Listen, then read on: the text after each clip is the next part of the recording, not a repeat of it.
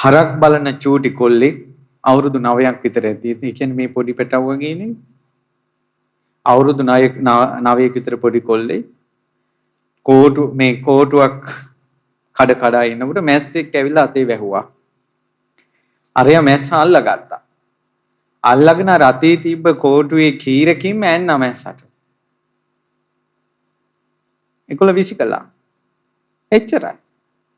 උපනෝපන් ජීවිතේ උලේ ඉඳලා තමයි මැරෙන්නේ. සමහරට ගහකින් වැටෙනවා හරියටම වැටෙන තැන උලක්. එහෙම උලේම ඇනෙනවා. වාහනයකින් ගිහිල්ලත් වැටෙනවා ඒකේ තියෙන බටේක හරි ඇනෙනවා. උලේ ඉඳිලා මැරෙනවා. ඉතින් පොඩි එකෙක් නෙමේක කළේ. පොන්චි කියලා නෑ දරුවනේ. කරන්නේ පාපයක් නම් විපාක එනවා. පොන්චි කියලා නෑ. කියන්නේ බොරුවක් නම් විපාක එනවා. පොන්චි කියලා නෑ. කරන්නේ හොරකමක් නම් විපාක එනවා. තව චූටි ළමයි ටිකක් සෙල්ලම් කර කර හිටියා. ඉන්නකොට තලගොයෙක් ආවා පිට්ටනියට. පොඩි උන් බෝල ගහන එක පැත්තක තියලා තලගොයා පිටිපස්සේ දිව්වා. තලගොයා ගිහිල්ලා උඹහකට රිංගුවා. අර පොඩි උන් ටික අර උඹහේ කටවල් වලට ගල් දැම්මා. ඔන්න ඊළඟ සතියේ සෙල්ලම් කරන්න ආවා. එනකොට මේ අයිට මතක් වුණා අපරාධي අපි අරකට ගල් දැම්මානේ අර තලගොයාට මොකක් වෙලාද දන්නේ නැහැ කියලා අර ගල් ටික අයින් කළා. කෝටු දාලා උඩට අරන් ගල් ටික අයින් කළා තලගොයා එයිද කියලා බලන්න. ඒ ළමයි ටික ගියාට පස්සේ තලගොයා ආවා. හැබැයි සතියක් හිර වෙලා. උපනෝපන් ජීවිතේ අනිවාර්යෙන් සතියක් කොහේ හරි හිර වෙනවා යාලා. අපේ ගෞතම බුද්ධ ශාසනයේ බුදුරජාණන් වහන්සේ බැහැ දකින්න එද්දී එයාලා මේ ජීවිතේ මහාන වෙලා. වැස්සකට ගල් ගුහාවකට ගියා. ළඟ තිබ්බ ගලක් බොරුල් වෙලා ගැලවිලා ඇවිල්ලා අර ගුහාවේ දොර වැහුණා. 7 වෙනි දවසේ ගල අනිත් පැත්තට පෙරළුණා. දොර ඇරුණා. පොඩි උන් ටිකක් කරපු කර්මයක් නේ. මේ කැලණිය එදා මෙතන ඉඳලා මොහොතට යොදුන් ගානක් දුරයි කියනවා. ලංකාව පින්වත් දරුවනේ ඉස්සර තිබ්බේ මීට වැඩිය වෙනස් හැඩයක්. කැලණියේ ඉඳලා මොහොතට ගොඩාක් දුරයි.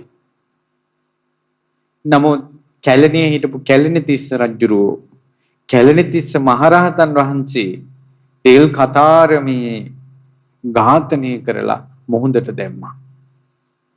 ඒ කර්මෙන් මොහොත ගොඩ ගලලා මොහොදු ආසන්න ගම්මාන වලින් 12න් 11ක් කියන්නේ ගම්මාන 12ක් තියෙනවා නම් 11ක් මොහොතට යට වුණා. මොහොතට යට වුණා.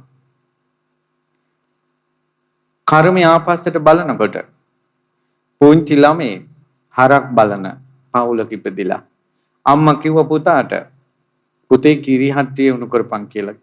කිරි මුට්ටිය. දැන් කිරි දෝලා මුට්ටිය උණු කරනවා. පොඩි එකා ඔක ඉතින් කාල් ගගා කිරි උතුරයි කියලා ඉනුඩ මැස්සෙක් ඇවිල්ලා වැහුවා. දෙතුන් පාරක් එහෙම එකලා ගියේ නෑ. නොදකින් තෝ කියලා දැම්මා. මේ පොඩි එක්කෙනා කළේ.